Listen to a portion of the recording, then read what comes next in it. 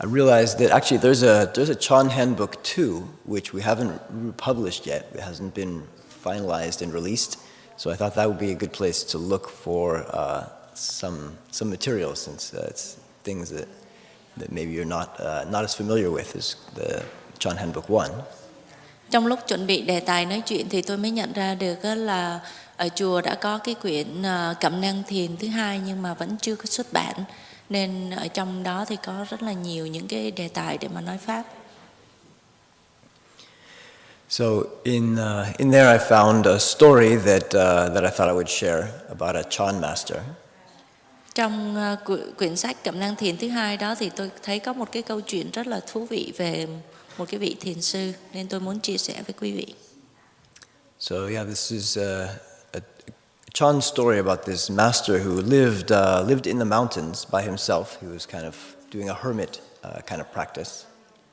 Có một vị thiền sư sống ẩn dật một mình ở trên núi. But he was well known among the villagers and the local people of the area.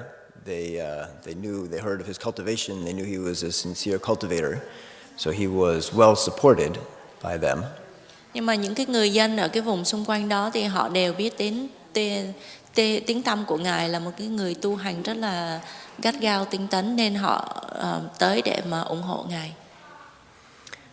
So this Chan master, among his supporters there was one was a wealthy man. I'm not sure he was prime minister. I forgot the detail, but he was one wealthy kind of supporter of the Chan master who would, always pledge his support. And the Chan master, whenever the man would speak to him or make offerings or say how he would always be there to support the Chan master, the Chan master's response was just, "Oh really?" What's that? That one phrase, "Oh really?" Thì có một cái người này, tôi cũng không nhớ rõ là họ là giữ cái vai trò chức vụ gì, nhưng mà đại khái là một cái người rất là giàu có, trưởng giả, nên là cái người này ủng hộ theo sát cái vị thiền sư này. Nhưng mà khi mỗi lần mà cái người này muốn cúng dường hay là muốn nói một cái gì đó thì cái vị thiền sư đều trả lời là "Ồ vậy hả?" And then, as it happened, there was the daughter of that one very wealthy patron or supporter of the Chan master. That man's daughter had an illicit affair with one of the servants from the household, and she became pregnant. Thì cái người con của cái ông trưởng giả này, cái người con gái đã ngoại tình với một cái người hầu ở trong nhà và cô ta đã mang thai. And when she told the man about it, the servant, he just ran away. He disappeared. So she was left to face the situation all by herself. Thì khi mà cái cô gái này nói với cái người tình là mình đã có thai rồi, thì cái anh chàng người hầu này rất là sợ hãi thì bỏ trốn, nên cô gái ở lại một mình và cũng không biết phải làm sao đối với cái thai này. And she didn't know what to do. She was kind of terrified. She tried to hide it as long as she could, and then, eventually her father found out and asked her, what happened? Who was the father of this child? Who has disgraced the family like this? Thì cô gái này đầu tiên thì tìm mọi cách để mà giấu giếm, nhưng mà khi mà cái thai nó to ra rồi thì ông bố mới phát hiện. Thì ông rất là giận dữ, ông mới hỏi là ai là bố của đứa bé này. Thì cô cũng rất là sợ hãi. And so the daughter, she said, it was him. It was the Chan master who lives up on the mountains. Thì cuối cùng cô này cố sợ quá, cô không biết gì hết, thì cô mới bảo là là cái vị thiền sư đó là chính là bố của đứa bé này. So the father was, so upset and disappointed, and he went to the Chan master and he said, "How could you do this? I'm you're one of your biggest supporters, and you've gone and disgraced my family and broken your precepts." And and the Chan master, he just said, "Oh really?" Thì cái ông bố cái vị trưởng giả này á, là mới là rất là giận dỗi mới đi lên tìm cái vị thiền sư này á, và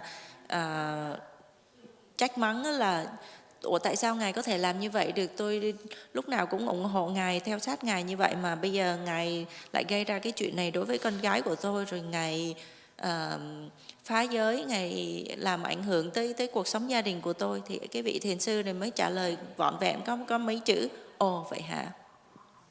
So no matter how much the man went on and ranted and raved, the Chan master was, didn't really respond. And then at the end, he just said, "Oh, really?" Thì mặc dầu là ông trưởng giả nói nặng nói nhẹ nói nhiều nói ít gì á, thì cái vị thiền sư này cũng vẫn chỉ là trả lời có vỏn vẹn có mấy chữ ồ vậy hả. So eventually, when the son was born, the man decided he brought the son up to the Chan master and he gave him the boy and he said, "This is your responsibility. So now you take care of him." Thì khi mà cái cô gái này sanh ra đứa con trai thì cái ông bố đó, ông mới quyết định là mang cái đứa bé đó lên trên núi giao cho cái vị thiền sư và bảo đây là con của ông nuôi nó đi. And again, the Chan master just looked at the man and said, "Oh, really?" Thì cái vị thiền sư này nhìn ông trưởng giả và cuối cùng là trả lời ồ vậy hả. So he actually just took care of the child, and of course the villagers, they all found out about this, and they came and they confronted the Chan master and asked what had happened, how this could be, but again he would only say, "Oh, really?" Thì những cái người ở trong làng họ rất là thất vọng và giận dữ, thì nhiều người cũng tới chất vấn rồi hỏi han này nọ, nhưng mà cuối cùng thì vị thiền sư này cũng chỉ trả lời ồ vậy hả. So he lost all his support from the villagers and was just on his own to raise this boy. Và từ đó là người trong làng không có ai tới để ủng hộ vị thiền sư này nữa, ngài phải tự một mình để nuôi cái đứa bé này. So somehow he made ends meet, although he went from having one mouth to feed, now he's got two mouths to feed and he's got no support. But he found a way, he managed to make it Thì bây giờ like they say, make ends meet. Bây giờ là vị thiền sư này không những là vừa phải lo cho bản thân mà còn phải tìm đồ ăn thức uống để nuôi cái đứa bé này nữa, mà trong khi đó thì cũng không có ai để ủng hộ nữa, nhưng mà cũng may là không hiểu, cuối cùng thì ngài cũng cố gắng tìm mọi cách để mà sinh sống. And so for many years it went like this, and he raised the boy as he was growing up, until one day the mother caught sight of the boy. I don't know, maybe they were down walking in the village for some errand, but the mother caught sight of the boy, and she was so moved to tears that this was her son, and she just felt horrible about the lie that she had told that got this all started. Thì nhiều năm trôi qua thì vị thiền sư này nuôi đứa bé này, thì có một ngày cái cô gái đó là mẹ của đứa bé tình cờ gặp nhìn thấy đứa bé, thì cô này mới cảm thấy hối hận là ồ cái này là đứa con của mình mà tại sao mình không có nuôi nấng. And so she finally went to her father and confessed and told him the truth, that it was the Chan master was not the father of the child, it was the servant who had ran away back then.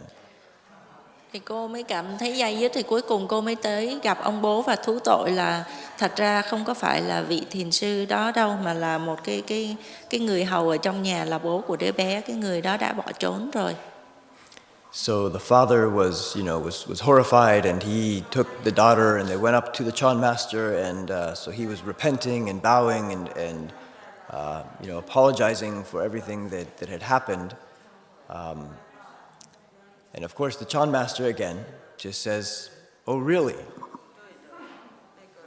Thì người bố nghe đứa con gái thú tội như vậy thì mới hốt hoảng, rồi vội vàng đưa người con gái lên gặp vị thiền sư và quỳ xuống lạy và sám hối. xin tha lỗi. Thì cuối cùng là người vị thiền sư này cũng chỉ trả lời vỏn vẹn, ồ vậy hả. And so, of course, this story has a happy ending because the mother got reunited with her child, and the Chan master's reputation was restored as people realized what had happened and that he had not been at fault. And actually, people had even that much more respect for him after the event. So he got all his supporters back, and he could continue cultivating as he had been before.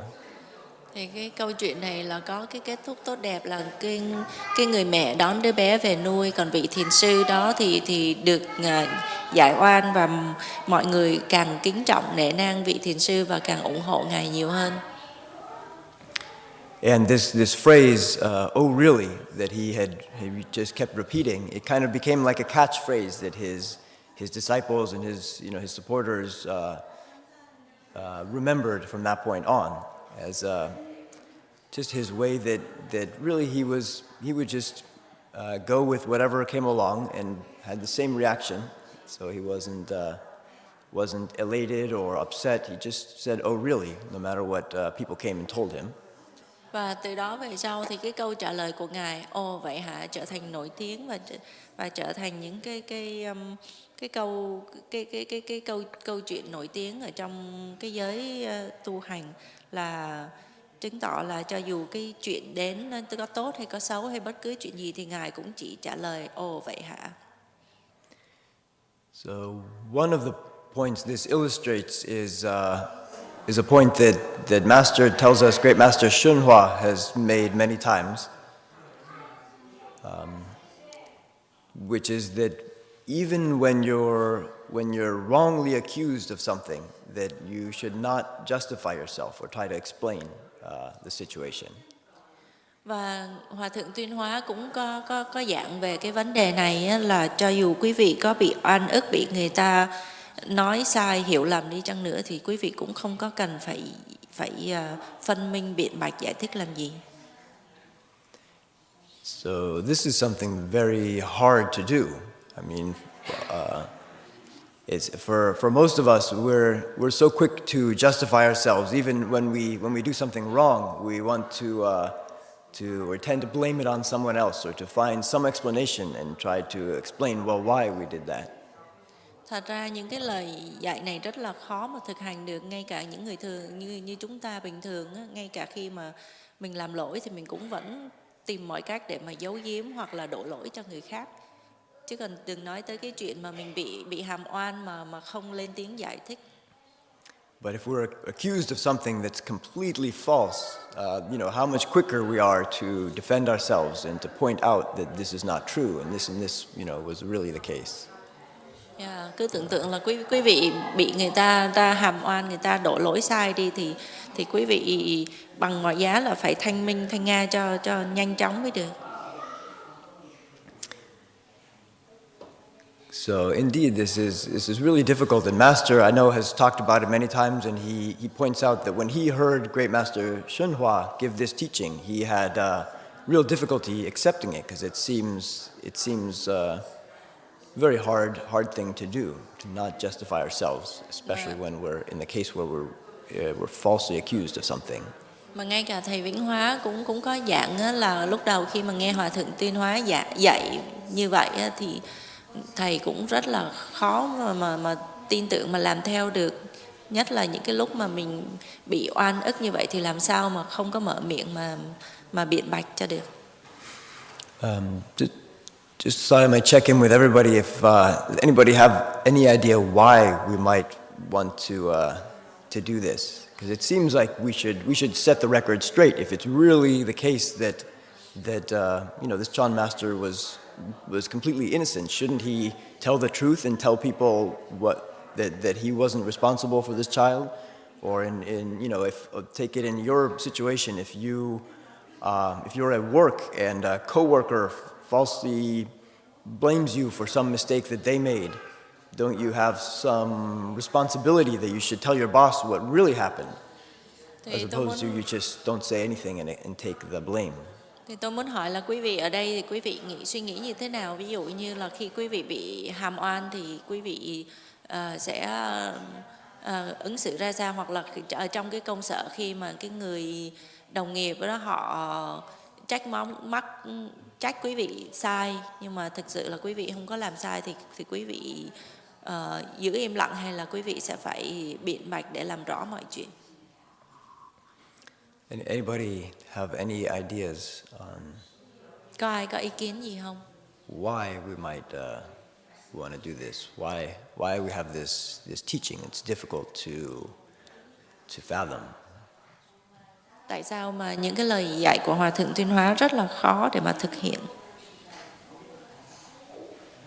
Or everybody's as perplexed about it, equally perplexed. Nothing to add. Hoặc là hay là không Yes, ai. Brady. We do that to justify our ego. Ông Brady nói là mình làm như vậy là để cho cái bản ngã của mình nó phải được biện bạch. We do that meaning we justify ourselves, we explain why we were wrong because of our ego. Yes. But what about we really are wrong? I mean, we really are falsely accused. The accusation is completely groundless. Don't we have some responsibility to tell people the truth of what really happened? Thì thầy giới mới hỏi là nếu như mà trường hợp mà mình bị hàm oan thì làm sao? Mình có cần phải biện bạch không? Mình phải giải thích cho người ta biết để người ta biết cái sự thật như thế nào chứ?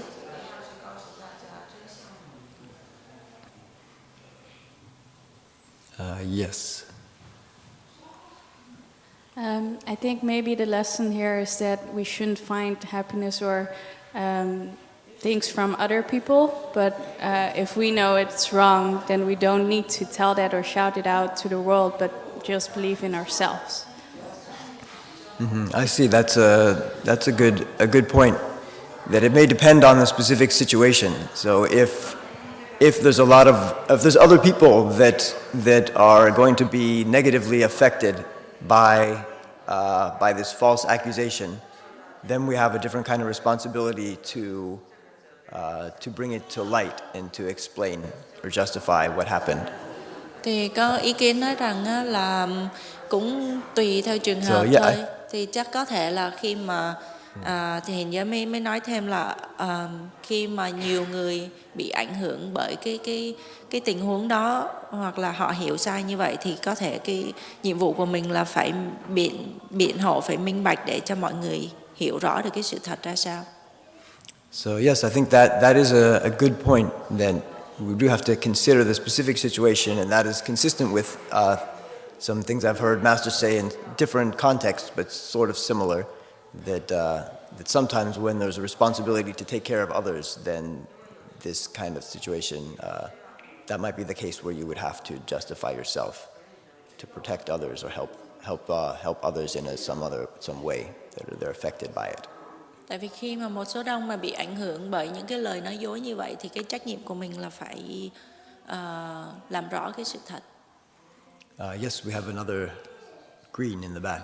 Yes, I think maybe eventually in time the truth will come out and you don't need to like say anything until just make time passes. Có ý kiến cho rằng á là thật ra là cái sự thật thì không có thể giấu giếm được, nên là trước sau gì người ta cũng biết thôi, không có cần phải biện hộ từ từ, rồi thời gian sẽ chứng minh, sẽ làm rõ. That is indeed the case in this story, but of course that's not for certain. You don't know that's the truth is going to come out. So sometimes you just if you certainly when you're in that position, you can't necessarily count on that. Yes, we have one more comment.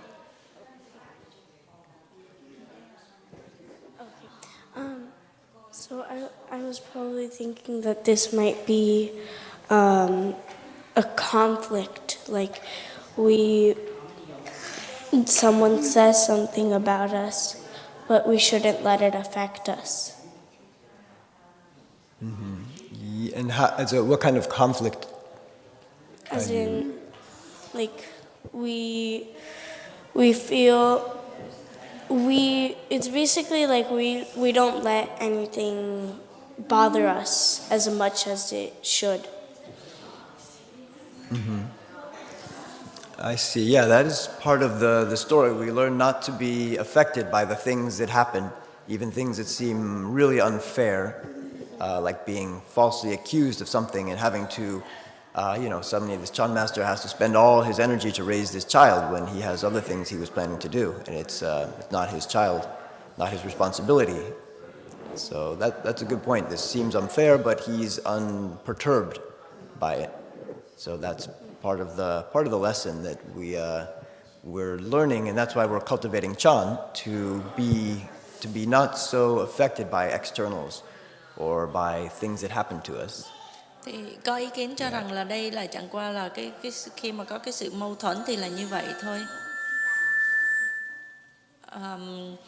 Thì nó cũng giống như là trong cái câu chuyện này á, là chứng tỏ rằng á, là khi có cái chuyện tốt, chuyện xấu gì xảy ra thì mình cũng không có nên bị ảnh hưởng bởi những cái lời phiến diện thị phi bên ngoài. Yeah, red in the back. I think in this specific story, if the Chan master had justified himself, it would have negatively impacted the daughter's reputation, the servant, and possibly the child. So maybe in many circumstances, if we do justify ourselves, we're essentially throwing other people under the bus. And so that's part of showing love to everyone, because we're all kind of part of this Buddha nature, right? So maybe that's why he didn't justify himself, because it would have negatively impacted others. Có người cho rằng là nếu như mà vị thiền Yeah, sư that này is a good nếu point. mà vị thiền sư này mà cố gắng biện minh á, thì là sẽ ảnh hưởng tới danh dự của cái cô gái đó, ảnh hưởng tới đứa bé và ngay cả ảnh hưởng tới cái người hầu. Chính vì vậy mà vì cái lòng từ bi, cái lòng thương mà ngài mà chúng ta mới không có cần phải biện minh, tại vì sẽ làm tổn hại tới những cái người xung quanh. Yeah, sometimes it's there's somebody is going to have to take the blame for it. So rather than try to shuffle that back on to maybe the person who's actually responsible or to others, in this case, the Chan master took that upon himself, and that's true. That is part of the spirit of the practice, that we learn to take difficulty upon ourselves when sometimes we can bear it better than others. Thành ra là trong cái trường hợp này á, là khi có những cái việc sự kiện nó xảy ra như vậy thì dĩ nhiên là sẽ có người phải chịu cái sự trách móc. Thì trong cái tinh thần thiền thì nếu như mà chúng ta có thể nhận được cái phần thiệt thòi về mình thì chúng ta cũng vẫn nên làm để mà giúp đỡ người khác. And yeah, it's even is mentioned in some of we have some precepts that discuss, among there is discussed this intention to take the difficulty, the hard things upon ourselves and give the good things away to others. Ngay cả trong giới luật cũng có nói là chúng ta cần phải giữ cái phần khó về mình và chia sẻ những cái phần tốt cho những người xung quanh. Do we have another? Yeah, over here, the green. The story is telling us that the men who have influence in the village. So he believed in something, and now he passed it down to the village to say that the monk is the father of the child. In a way, this is similar to a religion. If there's a strong belief in something, it's very difficult to change that belief. So it seemed to me that it shouldn't put any effort into that, because it's a waste of effort. if your mind already set on something, it's almost like you try to change somebody. Like let's say we see so much good in meditation and we kind of pass it down to people, but some people would not take that because they have their own mindset and they already believe in something. So it seemed to apply here where the monks see that the village already believe in something, and it's very difficult, almost impossible to change them. So therefore, he did not take that effort to change them or to counter their belief. Có ý kiến cho rằng ông trưởng giả này là cái người giàu có quyền, có thế, mà bây giờ ông đã tin rằng cái vị thiền sư này làm cái việc sai trái, rồi tất cả những người trong làng đều tin như vậy, thì thật ra là cái vị thiền sư cũng không có nên biện minh làm gì, nếu mà cố gắng thì cũng vô ích thôi. I think though on this on the monk's part that there's a little less calculation going on. He's just anything that comes along, he just says, "Oh, really?" He's just okay with anything. I don't think that he's planning and thinking about his response to that level like you are describing. Thật ra là theo ý kiến của tôi á, thì đối về cái khía cạnh của cái vị thiền sư này thì ngài cũng không có suy nghĩ gì nhiều đâu. Tất cả chuyện tốt chuyện xấu gì tới thì ngài cũng vẫn chỉ trả lời là ồ vậy hả. Ngài cũng không có bị ảnh hưởng bởi những cái lời đàm tiếu xung quanh, nên cũng không có phải phức tạp giống như ông phân tích đâu.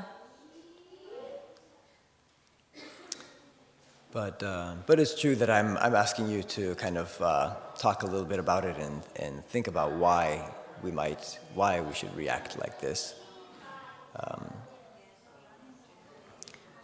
But yes, that the other aspect of the Chan, kind of another angle from the Chan perspective, is that we're learning not to react to situations.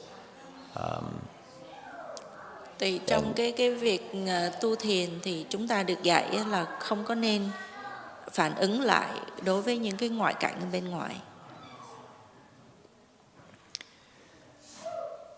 But I think Brady, originally Brady, you were sort of bringing up the ego, which is also, I believe, one of the real reasons for this type of teaching of why we should not justify ourselves. Because it is a good opportunity to further and further diminish our ego, right? Since it is our ego that naturally wants to be right, and especially when wrongly accused, you want to defend yourself. So if you take that opportunity not to defend yourself, then that gives us a chance to, further chip away at the ego, to help us reduce our ego.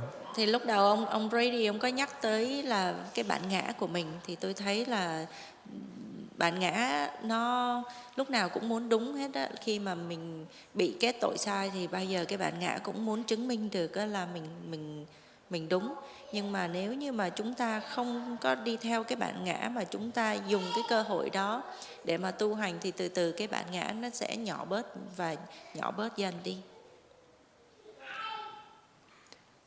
And we're training ourselves in this kind of this Chan skill of not reacting, and that's one of the things that we're doing when we cross our legs and we sit here. We endure the leg pain, but we're training ourselves not to react to these thoughts that come up, right? The thoughts that tell us, oh, now you've got to stop. This is too much. You're going to hurt yourself.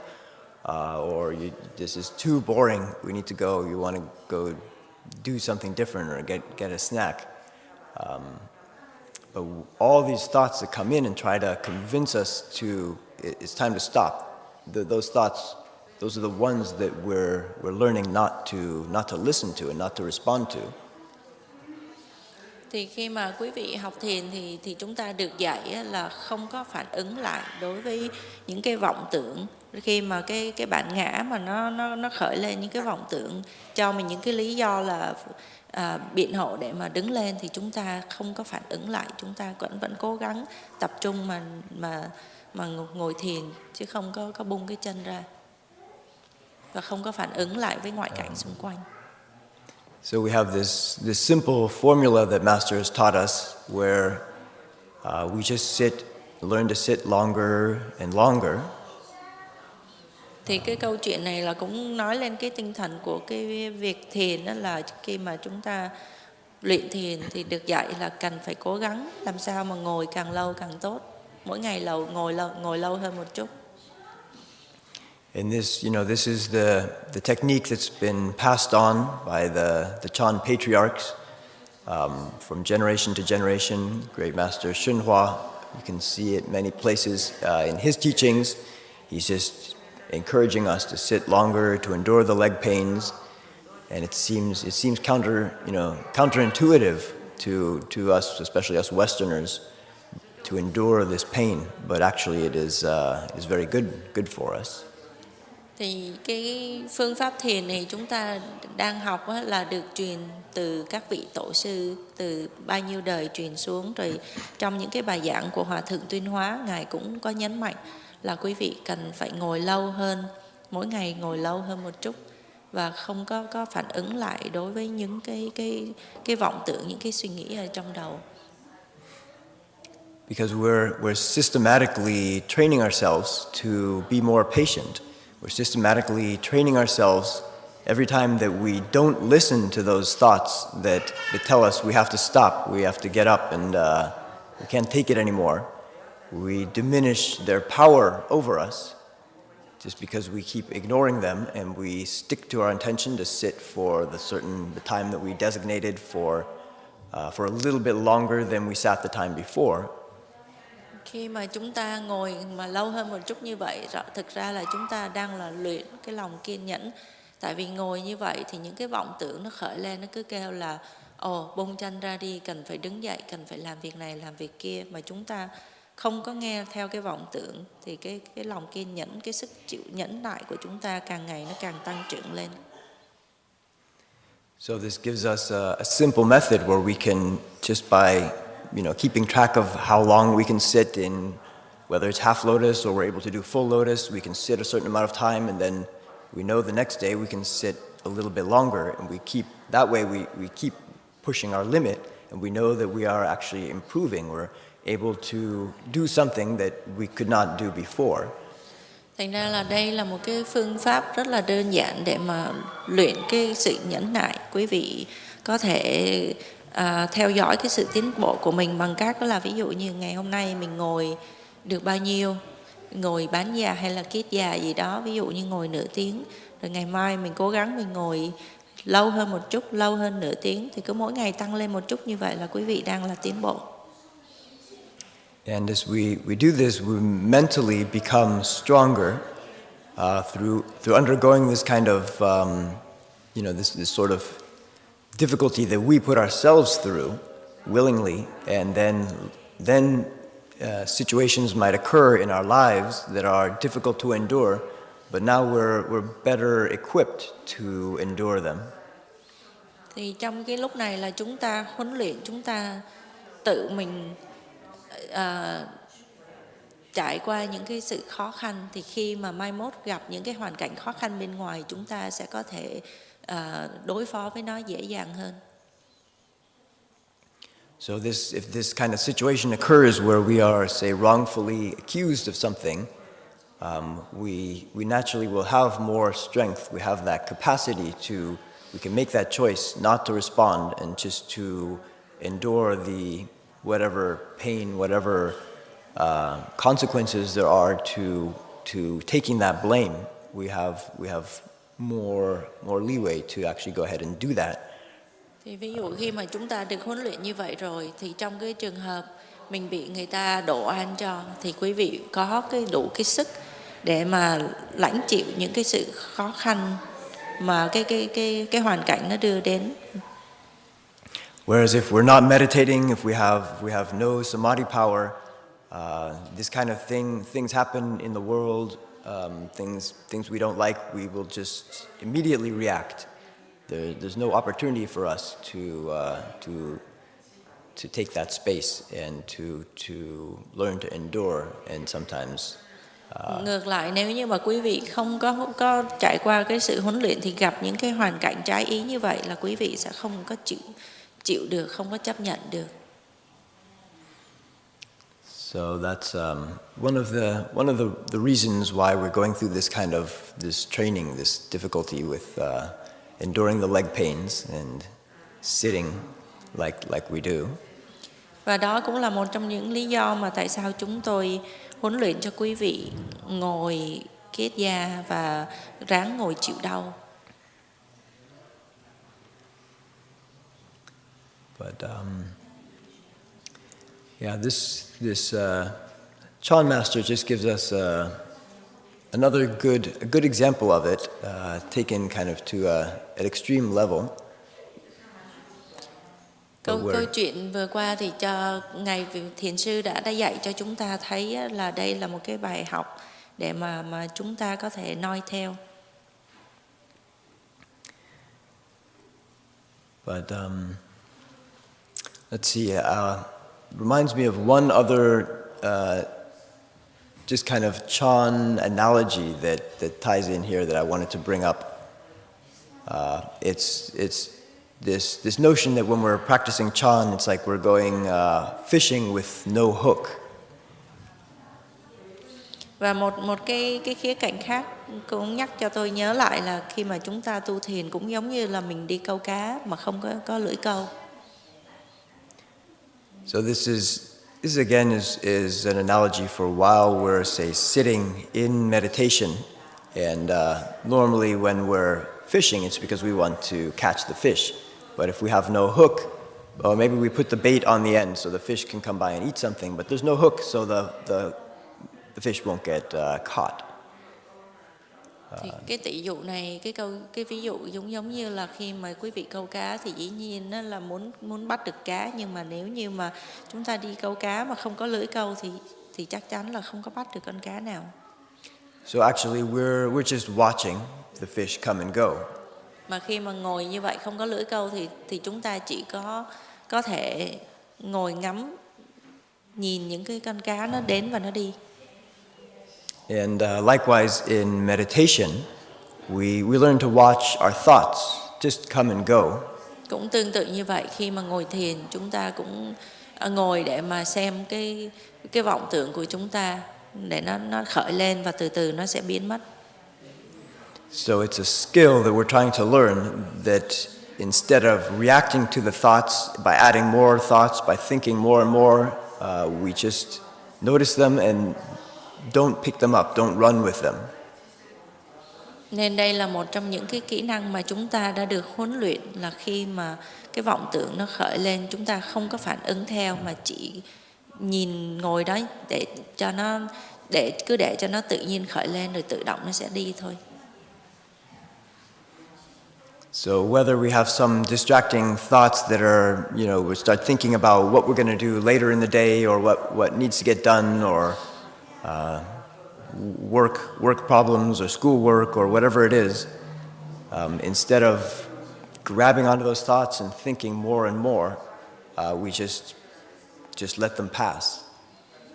Thì ví dụ như khi mà chúng ta đang ngồi thiền mà bất cứ cái vọng tưởng nào nó khởi lên và bảo chúng ta là phải đứng dậy đi, phải lo cái công việc đi, chưa có lo xong còn bao nhiêu thứ nữa, thì bình thường nếu mà không có kỹ năng thì chúng ta sẽ tức tốc ngồi dậy và phản ứng theo những cái tư tưởng đó. Nhưng mà bây giờ mà được huấn luyện rồi thì chúng ta chỉ cần nhận biết được những cái tư tưởng nó khởi lên rồi không có phản ứng gì hết, từ từ những cái tư tưởng đó nó sẽ bị dập tắt thôi. And actually the same kind of thing with our thoughts about the leg pains. We might have thoughts, we're complaining, where we don't want to endure these pains. We come up with reasons why to stop. Cũng tương tự như vậy, khi mà ngồi thì cái chân nó đau thì cái vọng tưởng nó sẽ khởi lên đó là đau chân quá phải bung chân ra đi. Nó sẽ cho chúng ta rất là nhiều những cái lý do để mà bung chân. So the initial level we learn, like when our thoughts are trying to convince us, we just got to get up, we've got to uncross our legs. So we learn not to unbuckle. That is, on one level, we're not reacting by unbuckling, or Thành by ra choosing là- not to unbuckle.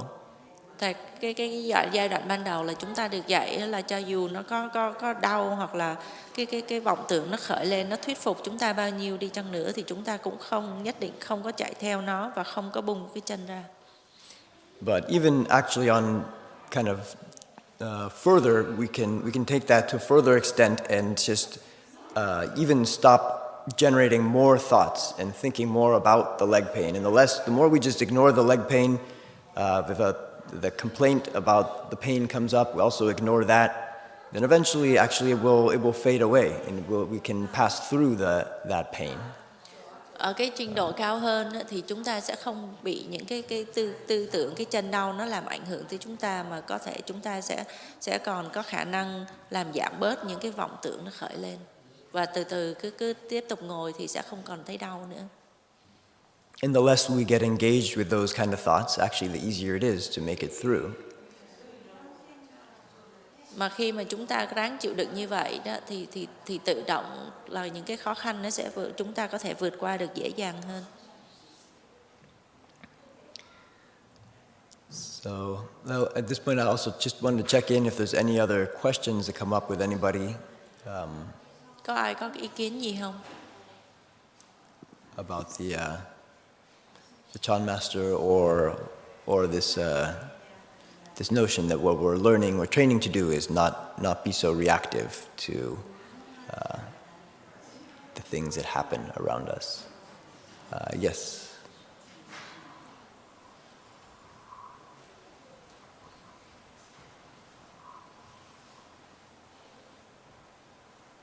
Good morning, Venerable. Good morning.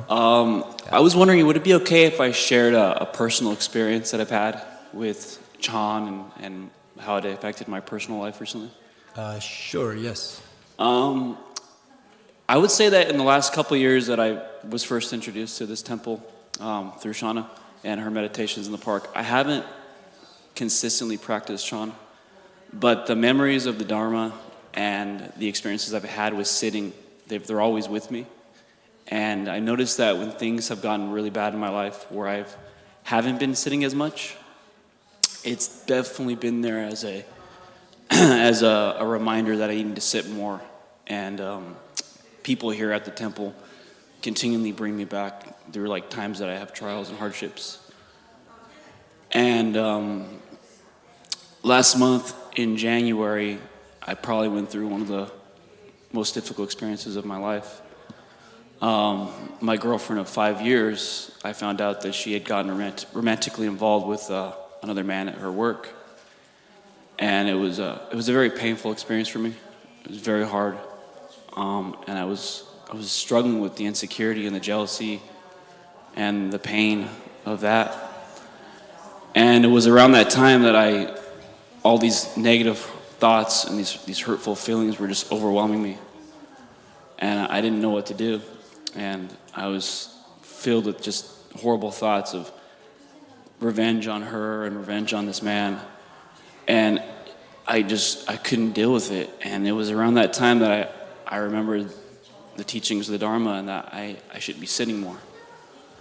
And through sitting, I was able to not only calm myself and just see clarity on the whole experience and just see how I was not treating her better and how I've been neglecting her. But also, even the sitting through the Sharira relics, the power of those relics and the experiences of all that, it also pushed me to deal with my own insecurities and my own hurt and pain. And I'm very grateful for Chan for helping me, because even now I would say that it's helped me forgive her and to move past the hardships of what happened. And I would say our relationship is much better now. And I'm able to listen to her more, which was probably the biggest thing, was that I wasn't listening. There are signs that people's hearts are stirring, that you don't listen when you're overwhelmed in your own selfishness, your own problems, your own ideas. And I've been sitting daily since last January. And I'm just very grateful for the Chan teachings of this temple and the master's teachings as well. And also people here who've helped me out. There was an experience last week where I was really feeling very overwhelmed with emotion. I wanted to really hurt this man. And I didn't because there were some teachings here from one of the disciples who helped me out a lot that he learned from Master. So I just wanted to say thank you. Okay, well, thank you for sharing your experience. Yeah. Well, yeah, that is the kind of real-world experiences, difficulties that we have to go through. That the more we meditate, will make us better equipped to deal with those difficulties in our lives and to continue to react with patience instead of to respond and to do something stupid and harm others. So. Có một người muốn chia sẻ cái kinh nghiệm học thiền và cái việc thiền đã giúp ích cho anh trong cái cuộc sống như thế nào. Thì anh cũng đã biết thiền trong vòng cũng mấy năm rồi, nhưng mà cũng không có luyện thường xuyên, cũng có khi thì tới, có khi thì không. Nhưng mà đặc biệt đó là trong cái thời gian gần đây, đặc biệt là hồi tháng 1 đó, thì anh này mới phát hiện ra là cô bạn gái đã ngoại tình với một cái người đồng nghiệp. Thì anh rất là giận dỗi, cảm thấy khổ sở rồi ghen tức, có bao nhiêu những cái suy nghĩ tiêu cực ở trong đầu. Và đặc biệt đó là anh muốn là phải có ý định trả thù, nhưng mà nhờ cái thiền này á, mà cuối cùng mà anh mới cố gắng ngồi nhiều hơn và kềm chế lại những cái tư tưởng ở trong đầu và không có phản ứng theo những cái tư tưởng xấu đó. Thì nhờ như vậy đó mà cuối cùng anh mới nhận ra được là đáng lý ra là anh cần phải đối xử với cô bạn gái tốt hơn. Anh nhận ra được những cái khiếm khuyết của mình nhờ như vậy mà bây giờ thì cái quan hệ của anh với cô bạn gái đó tốt đẹp hơn. Và anh cũng có nói là thật ra là ngay cả mới tuần vừa rồi đây là anh có cái tư tưởng nó khởi lên, đó là muốn làm tổn thương cái người này. Nhưng mà cuối cùng nhờ cái luyện thiền mà anh ngưng, không có phản ứng theo cái tư tưởng đó. Thì chính vì vậy mà anh mới tỏ ý là muốn cảm ơn thầy, cảm ơn những cái người ở trong chùa đây đã giúp cho anh luyện thiền và giúp cho anh vượt qua được cái giai đoạn khó khăn trong cuộc sống.